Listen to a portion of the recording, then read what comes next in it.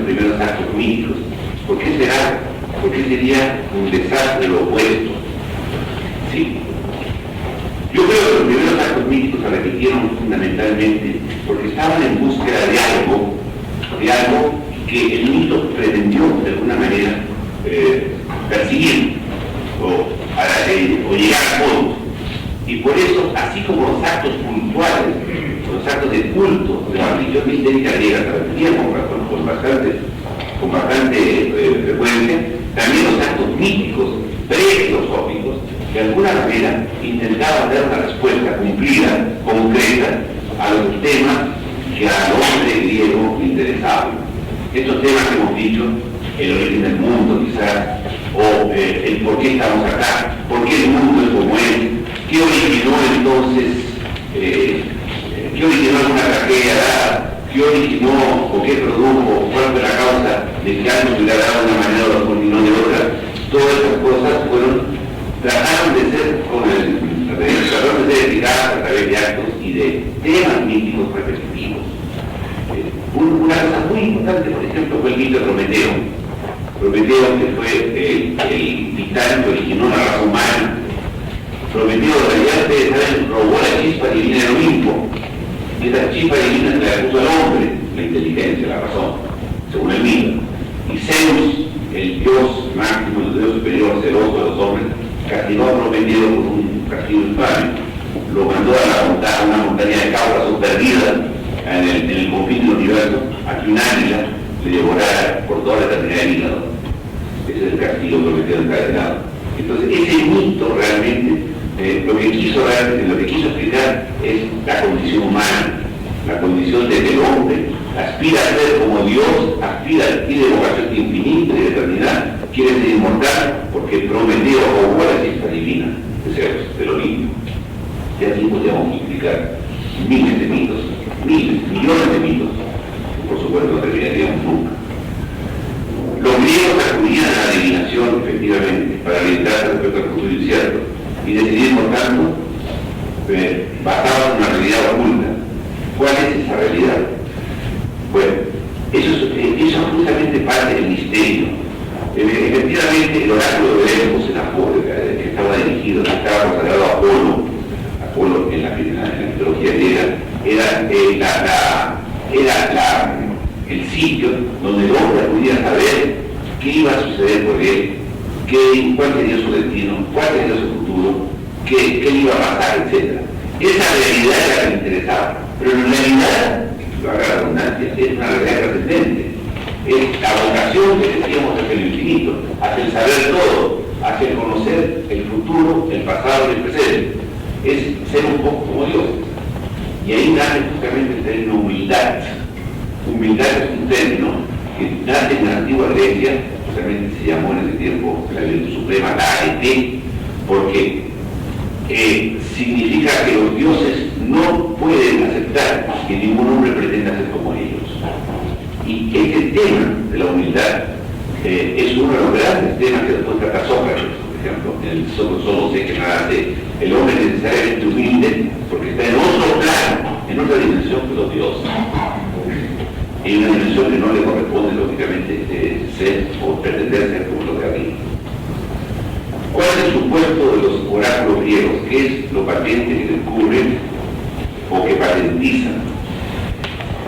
Bueno, yo creo que los oráculos griegos, el supuesto, en el sentido, digamos, mítico o mitológico, que también después pasa a la filosofía, es tratar de levantar de una realidad de aquí y de ahora hacia una realidad mayor, que trasciende lo de aquí y lo de ahora. Y en el fondo es un poco la vocación del alma, el camino del alma.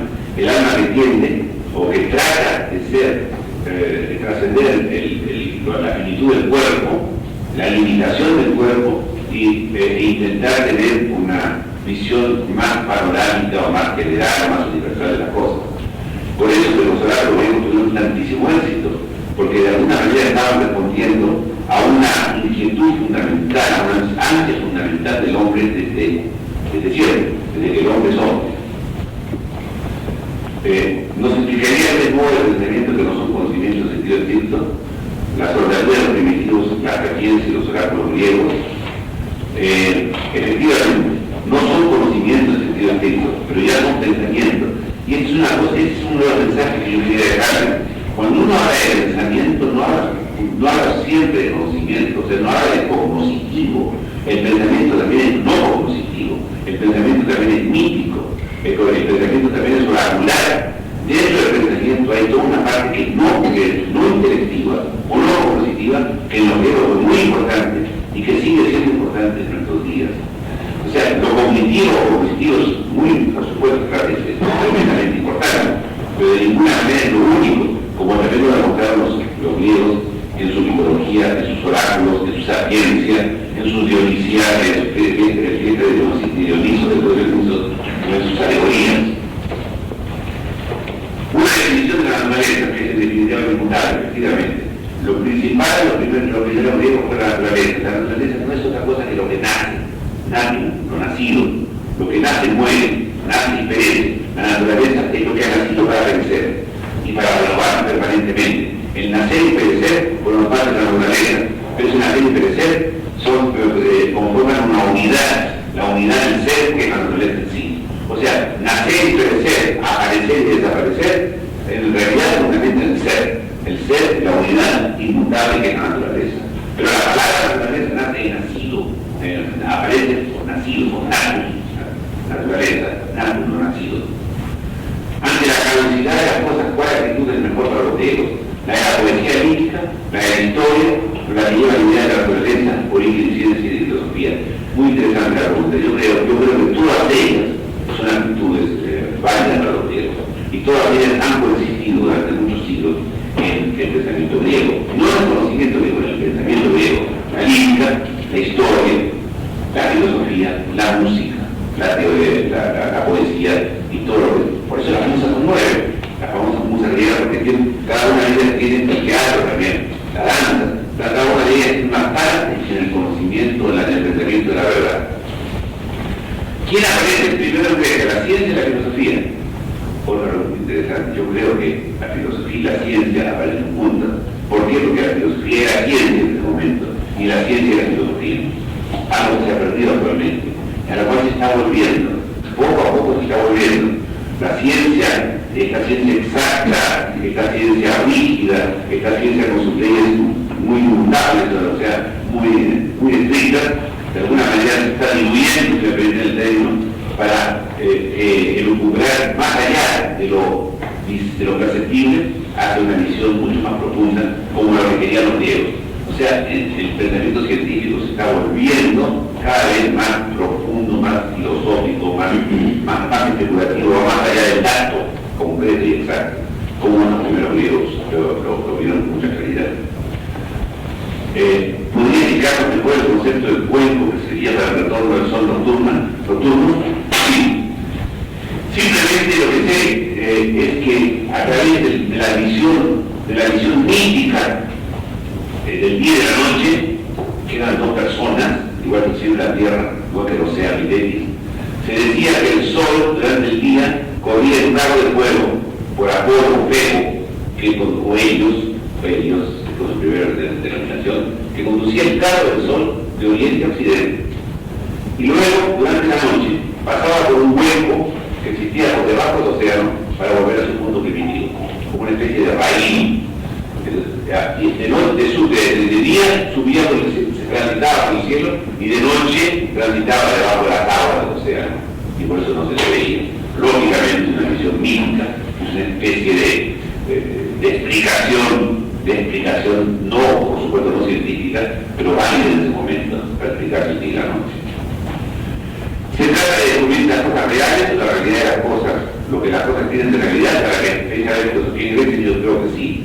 Efectivamente, cuando los pensadores griegos se toparon con la naturaleza, se toparon con lo real significa cosas. El realismo viene de red significa cosas, red pública, cosa pública, ¿no? Cuando se toparon con las cosas, es que trataron de explicar. Y explicar las cosas, en el fondo, ya es un pensamiento realista, es un pensamiento para enfrentar la realidad que son el conjunto de cosas que nos rodean. Lógicamente, que hay dos posiciones de Grecia, después de la filosofía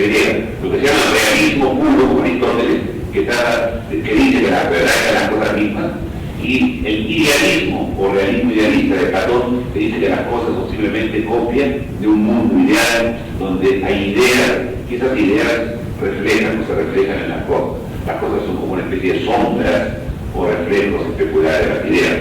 Así como el cuerpo proyecta su sombra en el suelo, así también la idea en el cielo proyectaría su sombra en las cosas. Una cosa de tipo. Pero el problema es justamente la cosa, el conjunto de cosas que nos rodea, y eso se llama realidad.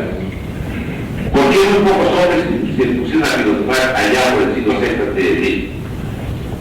Bueno, yo creo que siempre hubo una élite, y siempre había élites. Los griegos, a pesar de que se les admira muchísimo, fueron un pueblo bastante inculto, como pueblo. La élite intelectual filosófica fueron unos poquísimos, que no fueron comprendidos tampoco, si no hubieran matado a Sócrates, lo hubieran condenado a muerte. Los griegos, igual que cualquiera, tenían puesto una serie de tradiciones, una serie de rasgos culturales, etc., a los cuales se agarraban. Entonces, esos filósofos medio raros, medio locos, que decían cosas raras, obviamente no eran bien vistos. Y esto es lo que se ve muy claro en el mito de la calavera de Platón. Cuando estos prisioneros que están unidos en una cadena de prisioneros, uno de ellos se libera, o sea, mira en el fondo una caverna que es oscura y no ve la luz del sol que está atrás. Nosotros somos como los prisioneros que solamente vemos del fondo. Pero en el mito de la caverna, uno de los prisioneros se liberó, miró el sol, vio la maravilla y le puede decir a sus compañeros, miren, no sigan mirando al fondo, vean ustedes la luz. Lo tomaron por loco y lo mataron, ¿no? Es un poco el destino que tiene el sabio, según Platón. El sabio, que es lo mismo que le pasó a Cristo, etcétera, ¿no? El sabio, que en algún momento dice algo iluminado, como diría Buda, ¿no?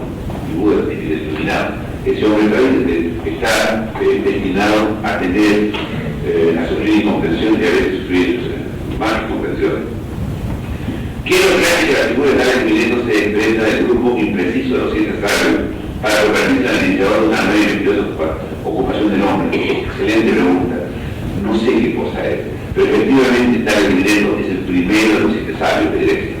Y ese primero de los 7 sabios de Grecia es el primero también que tuvo una revelación, no sé de qué tipo, una revelación filosófica y una revelación intelectual que lo llevó a ocuparse del pensamiento filosófico y crear el pensamiento filosófico por todas las riquezas que conocemos hoy día, ¿no? Filosófico y científico, por supuesto. Podría también destacar sin su visita a Egipto y su relación con los grandes sacerdotes que vendrían sus técnicas y conocimientos.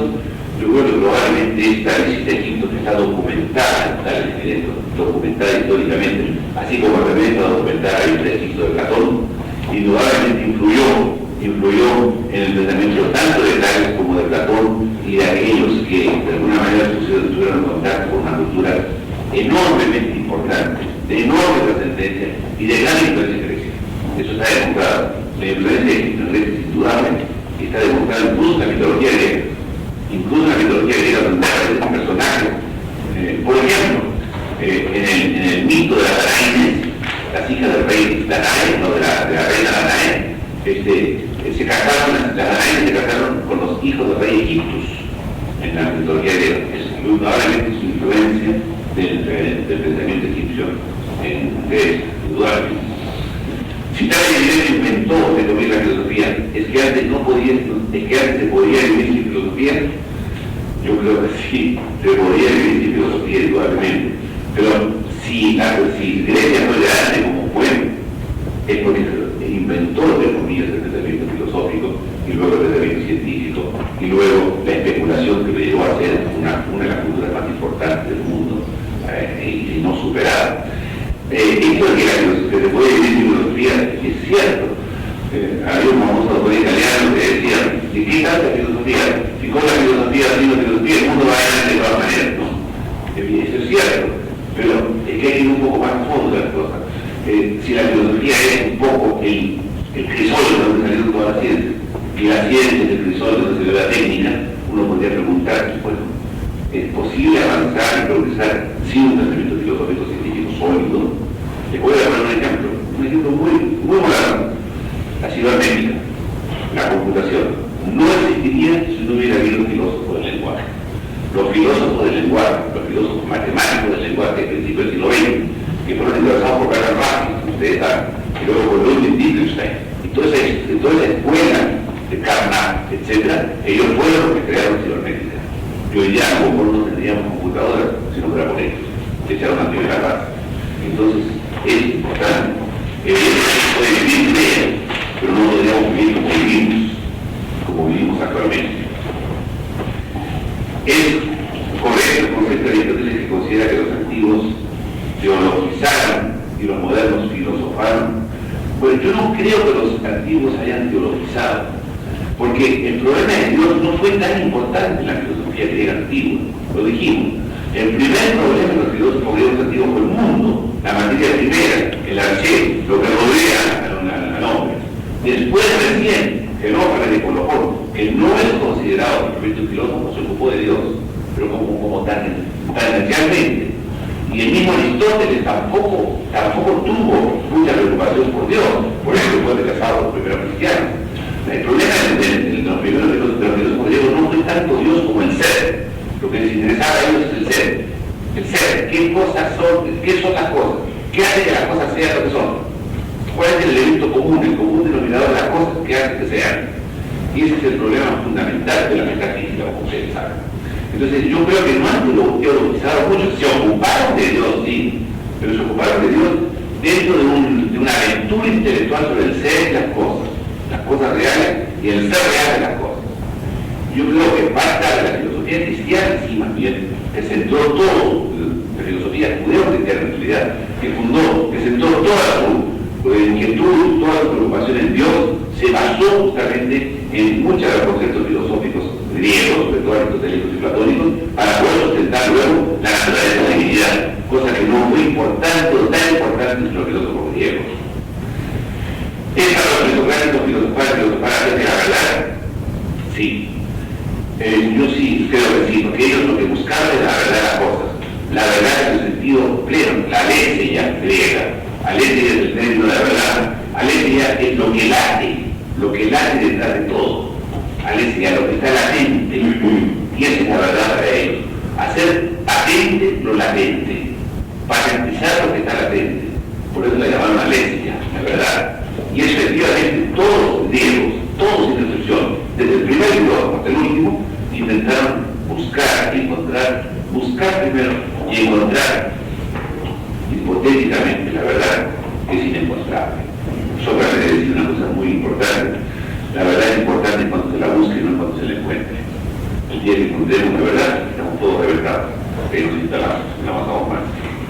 Y efectivamente, el mundo entero sigue buscando la verdad y la seguirá buscando, yo creo, por tercer por seguro.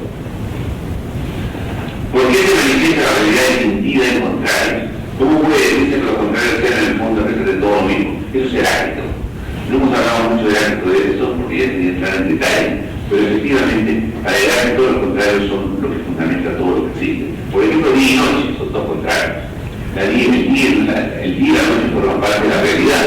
El hombre y la mujer son dos contrarios. Ese hombre y esa mujer forman, por su lucha de contrarios, lucha entre comillas, una nueva realidad que es el nuevo ser. Consonantes vocales, contrarios que forman la palabra, por ejemplo, o el lenguaje. Tonos altos y tonos bajos, contrarios que forman la melodía, la armonía, etc.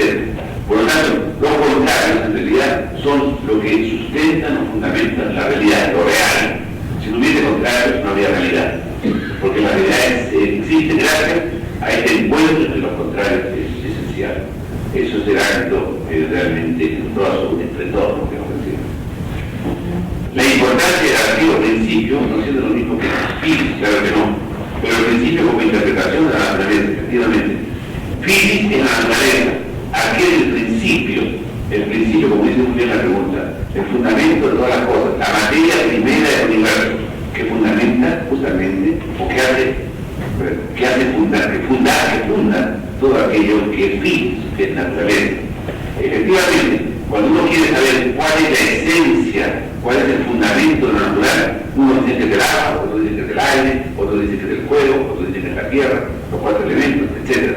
¿Por qué? Porque está buscando un principio universal que fundamenta y explica todo lo que existe. y explica lo natural fundamentalmente. También se había dicho que todo es agua. Anaxímenes añade que todas las cosas se engendran por condensación o el enrevesimiento del aire, claro. Se trata de un barrunto de la idea de ley natural, sí. Sí.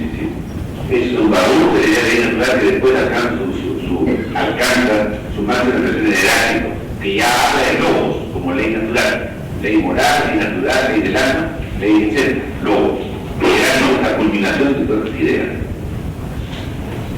Explica el proceso de fraccionamiento del ente, la apelación de la plasticidad del fuego, las cuatro raíces del verde, las homoimerías entre las tablas de los átomos del ciclo y demócritos.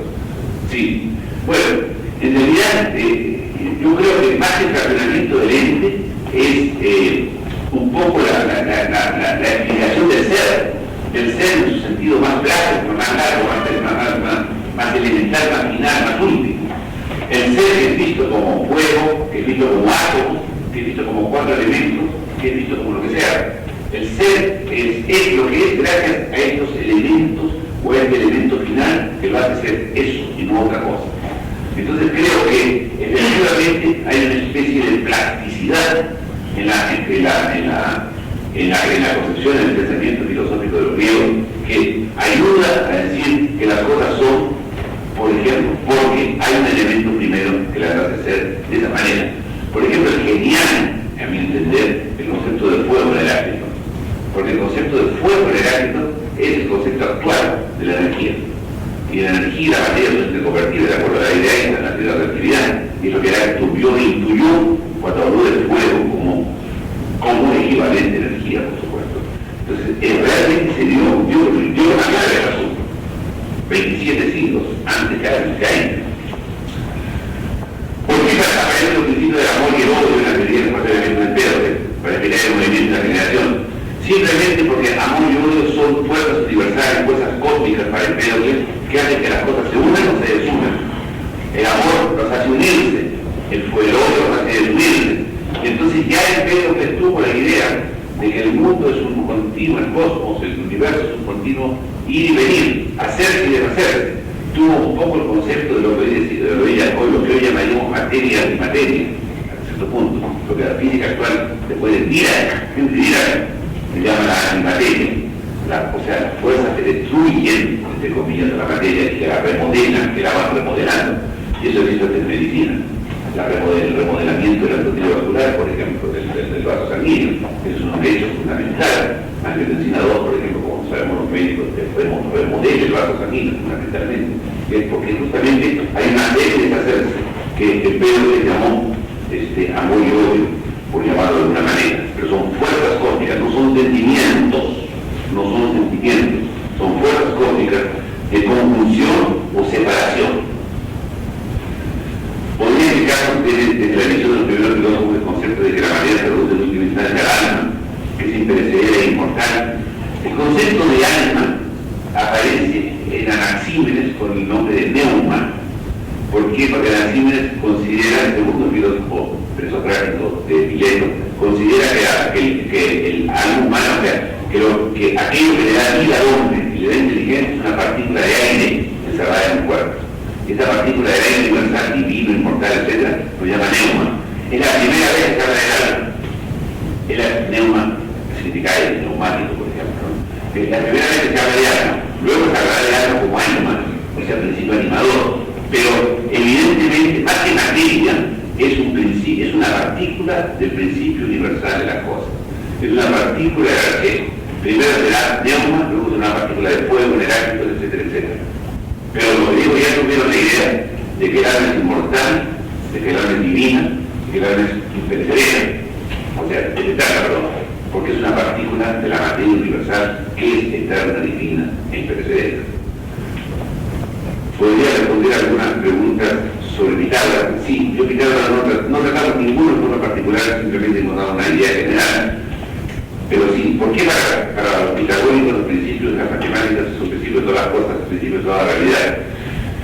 Sí, los pitagóricos pensaban de manera muy matemática, muy científica. Decían, el mundo es demasiado complejo, complicado, para que su esencia sea algo material. La materia solo explica algunas cosas, pero no todas. Entonces, el origen del mundo, el fundamento del mundo debe ser algo inmaterial, algo formal, algo, hoy día diríamos, de dominante espiritual. Claro que no, no es lo mismo, por supuesto. Y lo formal, lo inmaterial son los números, porque los números explican todo, las cifras, la relación entre los números que pueden explicar todo lo que son. Y ahí nació entonces con Pitágoras la idea de que lo formal, no lo material, es el origen del universo. Y podría decirnos, pues decir que para los pitagóricos los números son la naturaleza de las cosas, sí, los números son la naturaleza de las cosas, efectivamente. El 1, por ejemplo, es el punto en el centro, el 2 es el punto, perdón, es la raya que sale del movimiento del punto, el 3 es la superficie que sale del movimiento de la línea, y el 4 es el volumen, o sea, el 4 ya es un número que completa, es un número sagrado para los pitagóricos. Y el 10 es el número sagrado perfecto por excelencia, porque 1 más 2 más 3 más 4 igual 10. Y ellos inventan el sistema decimal, ¿no? Ellos son los que introducen la decimalidad, como llaman aquí, sumo decimal, referido a 10. El pitagórico no podía revelar su secreto sino tras una lenta iniciación, así, y a veces la muerte como castigo divino, como venganza, sancionaba la comunicación de un descubrimiento matemático, como en el caso de Hipato de Melaponto. ¿Qué opina? Efectivamente, eso es totalmente cierto.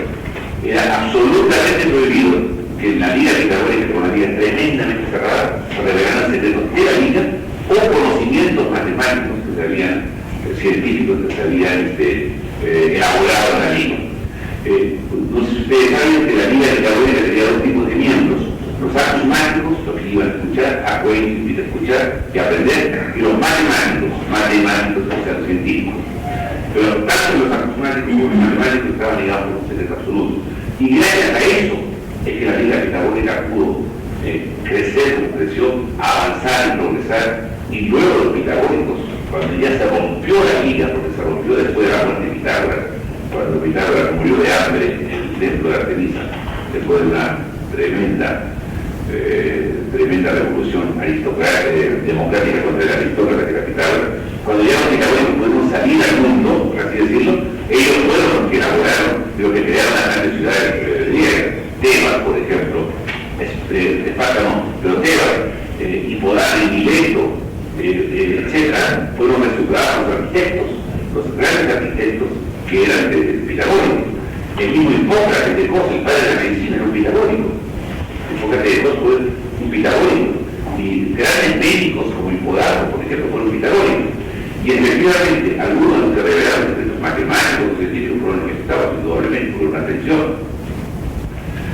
Algunas palabras sobre Orfeo como personaje mítico y como sacerdote de los cultos mistéricos. Bueno, el mito de Orfeo es un mito muy hermoso, el mito órfico, que para muchos es uno de los grandes temas que inspiraron a los filósofos. Orfeo era un pastor, era un cantor tracio, que encantaba con su música a todas las criaturas del mundo. Y este Orfeo era tan extraordinario que no solamente los hombres, sino las serpientes, las piedras, las hienas, las fieras, las plantas, todo el mundo seguía por su música. Orfeo se enamoró de una ninfa llamada Eurídice, se casó con ella, y en la noche de bodas, un áspito, una serpiente, muerde a Eurídice, a su esposa, y la manda al infierno, o sea, a la región inferior, al Tártaro, donde reinaba el dios del Tártaro, que era Plutón, o sea,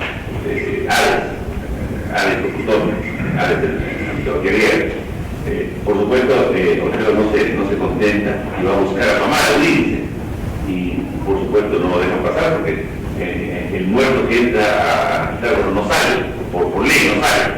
Pero Orfeo estaba tan enamorado y su música era tan maravillosa que la esposa de Hades, Proserpina, que había sido raptada por él, se queda encandilada con su música, y entonces su marido Hades da permiso para que saquen a Eurídice por única y excepcional vez del Tártaro, con la condición de que no la mire antes de salir a la luz.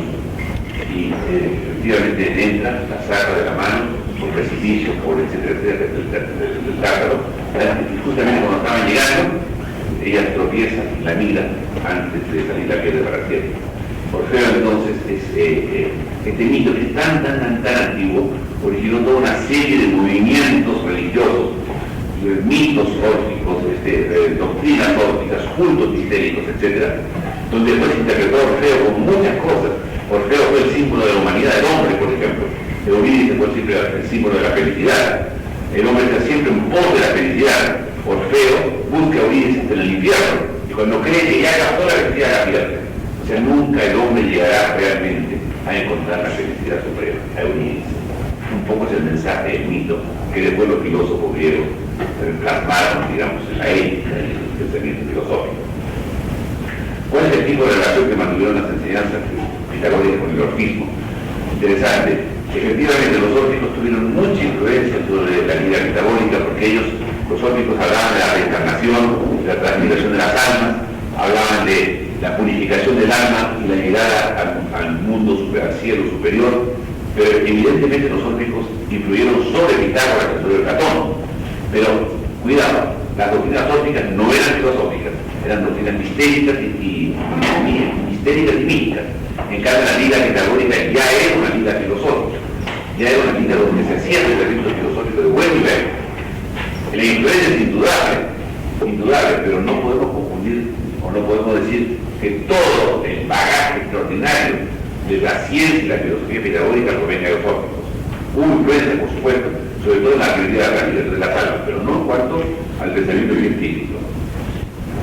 ¿Fue en verdad Pitágoras un renovador o un purificador de las ideas de los ritos orgiásticos de los órficos? Como dijimos, yo creo que sí fue un renovador en el sentido que enriqueció a los mitos órficos con toda esta parte científica, filosófica, manteniendo lógicamente un poco el misterio, lo mistérico. En las doctrinas de Pitágoras, en sus prácticas religiosas y ascéticas, las purificaciones deben apreciarse sus raíces egipcias, sí. También es cierto eso. Hay influencia egipcia, indudablemente, todo este tema de purificaciones, como dice la pregunta, de estas prácticas religiosas un poquito despersonalizadas, porque Pitágoras es un personaje lejano. Los iniciados lo veían muy lejos. Participaban una vez al año viendo de lejos a Pitágoras, porque era un personaje totalmente despegado de la realidad, digamos, humana propia de la vida diaria de la vida. Y eso es, indudablemente, una influencia de tipo egipcio. Totalmente de acuerdo. ¿Están los aspectos filosóficos de la doctrina de Pitágoras especialmente ligados a las enseñanzas prácticas religiosas y ascéticas? Sí, porque la doctrina filosófica pitagórica se basa en un tema religioso. ¿Cuál es la transmigración de las almas? El hecho que el alma haya cometido una falta original muy seria, muy grave, que hizo que el alma tuviera que abandonar un mundo ideal, como era de Platón, y obligada a incorporarse, a transmigrar en el mundo cambiando de cuerpo sucesivamente hasta llegar, por ser purificada, a ese cielo, entre comillas, de donde salió. Eso es un tema de tipo mistérico, religioso, que indudablemente influyó sobre la filosofía. La armonía en Pitágoras, la altura de los sonidos, la longitud de la cuerda de la línea, permite a Pitágoras suponer la existencia de una armonía aplicada a todo se puede la realidad así. La música en los pitagóricos es fundamental. Hay una música del universo, hay una relación entre los números, en la cuerda de la lira, en la cuerda de la cítara, en la cuerda de la lira del arpa, que hace que realmente las matemáticas penetran en todo. Y como la música no es otra cosa que una relación armónica de números, para ellos también, para Pitágoras también, la música es una expresión matemática del universo. Ellos llaman la armonía de las esferas, una música celestial maravillosa que no se oye porque estamos acostumbrados a ella. Como médico puede afirmar que la función de la medicina consiste en ayudar a través de la armonía en todas las ocasiones y que haya sido perturbada según la doctrina de Pitágoras. Según la doctrina de Pitágoras, según la doctrina de Hipócrates también, porque Hipócrates es pitagórico. Ellos decían simplemente que el médico lo que hace es ayudar a la naturaleza que restablezca la armonía perdida. Lo cual en parte es cierto, indudablemente, porque la medicina ha evolucionado mucho, indudablemente, pero los principios fundamentales siguen siendo que la salud es un hecho natural, un hecho de la naturaleza que hay que tratar de preservar a toda costa. Y cuando se rompe el equilibrio de la naturaleza, que aparece justamente la enfermedad. Como dice el catecismo, la perfección de la armonía es lo más bello que existe. Por ello se usa la música manifestación eminente de la armonía, con el fin de purificar el alma, efectivamente, de su doctrina pitagórica. La música ennoblece, eleva y purifica el alma, indudablemente. ¿Qué opina de la aplicación de la armonía al cosmos entero por Pitágoras, aun cuando su cosmología se basa en parte en la de Anaximandro? Sí, como dijimos, todo el cosmos está poseído por la armonía de los números, la armonía de las cifras, que da una música, una armonía superior, una música universal, una música cósmica que no podemos entender, pero que indudablemente, como se dice aquí muy bien la pregunta, el concepto de cosmos no fue creado por Pitágoras, fue creado por Anaximandro. Anaximandro fue el primero que habló de cosmos. Y entonces la cosmología, que es el estudio del cosmos, indudablemente fue hecha en primer lugar por Anaximandro, y Pitágoras la completó, si podemos hablar de esta manera, con su teoría de los números, su teoría de la armonía, de la música armónica de las esferas. Hay un fuero central, que es el número 1. El número 1 es el fuero central. Después están los 10 elementos. Los 10 elementos que forman la Tierra, la contratierra, el cielo, las estrellas fijas, los planetas, etc. Con el número de 10, y justamente estos 10 elementos es lo que en el momento en que se ponen en comunicación entre ellos generan la armonía y generan la música, la música del universo, que se expresa a través de la armonía de los cuerpos.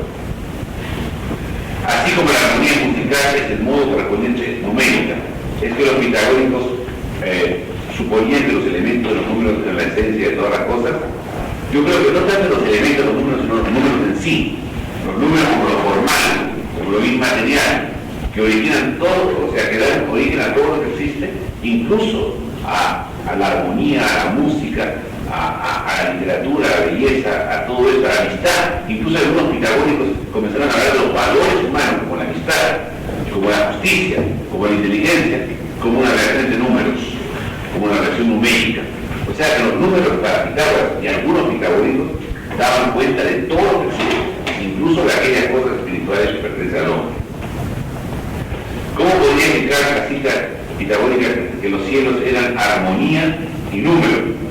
Claro, efectivamente, armonía y número, porque si son números que se relacionan de una forma armónica, indudablemente surge la armonía.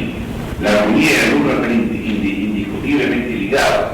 Si hay una numeración, un conjunto de números que tienen una cierta relación sincrónica entre ellos, eso da como origen a la armonía.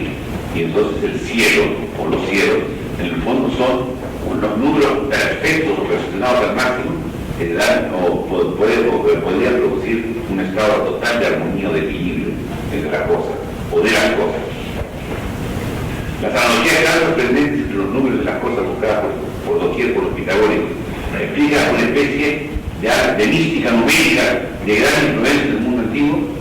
Sí, relaciones entre los números sorprendentes, como se dice acá.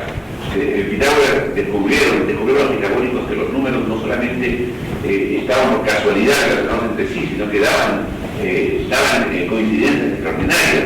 Por ejemplo, Pitágoras vio con claridad que 1 más 3 igual 2 al cuadrado, 1 más 3 más 5 igual 3 al cuadrado, 1 más 3 más 5 más 7 igual 4 al cuadrado, cosas de este tipo. O sea, sumando los impares, obteníamos cuadrados correlativos. Para ellos esto es una cosa realmente interesantísima. Y por lo tanto, de alguna manera explicaba un espíritu numérico del mundo que había que, lógicamente, descubrir con sapiencia, con sabiduría. Se puede afirmar la existencia de 10 principios o posiciones fundamentales correspondientes a cada uno de los 10 primeros números naturales. ¿Cómo explicar su significación moral? Claro, estos 10 principios fundamentales antitéticos o contrarios, algunos de ellos tenían que ver también con problemas de ética. Por ejemplo, cuando ellos hablaban del número par e impar, y decían que el par era malo y el impar era bueno. El par era completo y malo, el impar era incompleto y bueno. Entonces ya estaban dando una connotación moral. Hablaban también de recto y torcido, de luz y tinieblas. O sea, todo eso podría tener pues una aplicación hacia lo moral. Recto y torcido no solamente desde el punto de vista físico, sino también desde el punto de vista moral. Luz y tinieblas no solamente porque hay luz de oscuridad, sino también luz y tinieblas en el interior del hombre. O sea, luz y tinieblas en el sentido moral. La armonía no existe solamente en el mundo físico, sino que se hace presente a sí mismo en las relaciones del orden cósmico y el orden moral. Esa es una tendencia de las más influyentes de los mundos, de los muchos, de Pitágoras. Sí, yo creo que la armonía en Pitágoras interesa a todo el campo de la realidad, tanto humano como subrahumano. Bueno, no, esto sí que no podría. Podría darnos una lista de libros sobre Pitágoras, sobre el orfismo, tendría que buscarlo, porque desgraciadamente Pitágoras no dejó nada escrito, no escribió nunca nada. Todo lo que sabemos de Pitágoras son lo que se escribió sobre él. Y mucho de lo que yo he podido leer sobre los pitagóricos, tipo Adamo de Mileto, por ejemplo, o sobre Arquitas de Tarento, o Arquipa, son dos diferentes.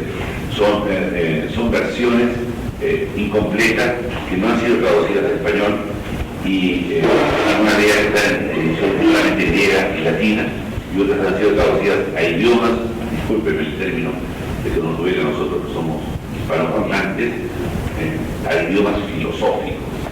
Idiomas filosóficos significa alemán, punto. Es el único idioma filosófico que se consideró en el siglo XIX y comienzo del siglo XX, parece una gran injusticia. Ahora el inglés también, pero el español está bastante dejado de lado.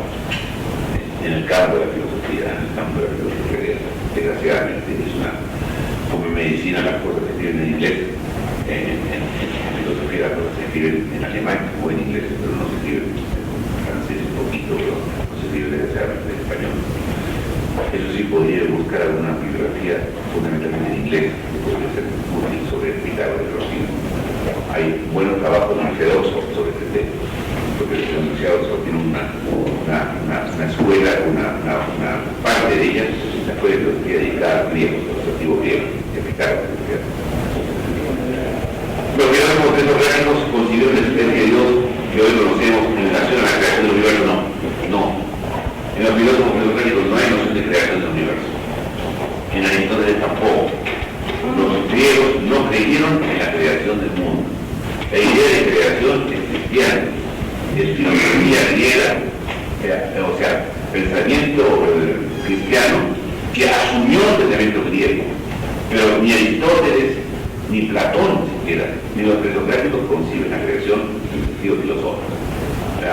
Recién con el advenimiento de los padres de la iglesia, de gran influencia griega, indudablemente, intelectual, pero cristiano, por supuesto, judío cristiano, porque Pío de Alejandría también, Pío de Alejandría es un filósofo judío que concibe la creación, por supuesto, pero es un elemento advenedizo nuevo que no existía, presumiblemente, que no existía de hecho en el pensamiento griego antiguo. Los pensadores presocráticos que se dice tuvieron un pensamiento mítico. ¿No cree usted que este pensamiento fue realmente lógico y racional para su época? Sí. Como decíamos, el logo y el mito no se separan. En el fondo, el límite entre el logo y el mito no es un límite preciso. Indudablemente, logos y mitos se dan la mano. Y lo mítico resulta siendo lógico. Y lo lógico resulta realmente siendo mítico, en cierto sentido.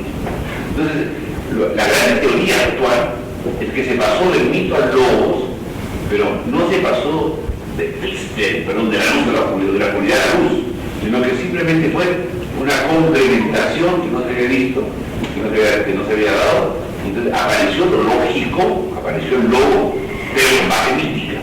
Y es cierto, la mitología griega antigua, que no era todavía lógica, para esa época sí era importante, porque daba cumplidas respuestas a muchas de las inquietudes y problemas que afligían a los hombres de esa época. Yo sí estoy de acuerdo. Yo creo que sí el mito en la antigua Grecia tuvo una función lógica, de comillas, importante, interesante, que se está dando nuevamente ahora. Si no, preguntémosle a los psicoanalistas. Los psicoanalistas dedican mucho tiempo de su estudio a los mitos, porque en los mitos hay elementos de estudio. Miren Jung, por ejemplo. Jung es uno de los grandes, Carl Gustav Jung, siglo XX, uno de los grandes psicoanalistas no freudianos, dedicados al mito, a los arquetipos, todo esto para el consciente colectivo. Para él los mitos son importantísimos. Y incluso los psicoanalistas actuales hablan mucho de Freud mismo, todas sus ideas, el complejo de Edipo, el complejo de Electres, etc. terminología es mítica, no mitológica. Psicología, la mitología viene de Psique. Psique, ¿quién es? Un personaje mítico, un personaje mitológico. Y por último, ¿por qué de acuerdo al autor Julián María, gran filósofo español, se considera a Tales como el más antiguo filósofo, cuando es presocrático y que recién Sócrates crea una escuela filosófica con filósofos? Es el primer filósofo. Es el primer filósofo Tales de Mileto, no de acuerdo a Julián María, sino de acuerdo a Aristóteles. Aristóteles dice que Tales de Mileto fue el primer filósofo porque fue el primero que se planteó temas filosóficos, entre comillas, de manera racional. O sea, ordenó el pensamiento, lo sistematizó y lo aplicó a la realidad, como ustedes decían, a la naturaleza. Y por eso es que Aristóteles, no Julián María, Aristóteles considera a Tales de Mileto el padre de la filosofía. ¿Y qué diferencia existe entre multiplicación humana y procreación humana? Bueno, los procreadores es la creación del nuevo ser. La multiplicación, lógicamente, es la diversidad horizontal. O sea, el hecho de aumentar la especie es muy importante. No habría, por supuesto, multiplicación sin procreación, ¿no? La procreación es el elemento fundamental, fundante, la condición necesaria para una multiplicación. Como te digo, un montón de preguntas muy interesantes que revelan el altísimo nivel intelectual de la concurrencia y el altísimo conocimiento del tema. Nosotros solamente quisimos presentar un panorama un poco abuelo pájaro sobre el problema presocrático, sin entrar en los interesantísimos problemas que plantearon las preguntas, sobre todo lo que se relaciona a Pitágoras, se relaciona a Parménides, que no se trataba con la científica. Entonces queríamos dar un poco más, un poco de todo el ambiente que ocurría en la época y el por qué la filosofía nace en un ambiente de este tipo, geográfico, legislador, explorador, antimítico entre comillas, hasta cierto punto. Pero todo lo demás ha sido extraordinariamente expresado en las preguntas que se plantearon acá. Por eso yo agradezco mucho esta invitación. Donde he aprendido muchísimo de todo.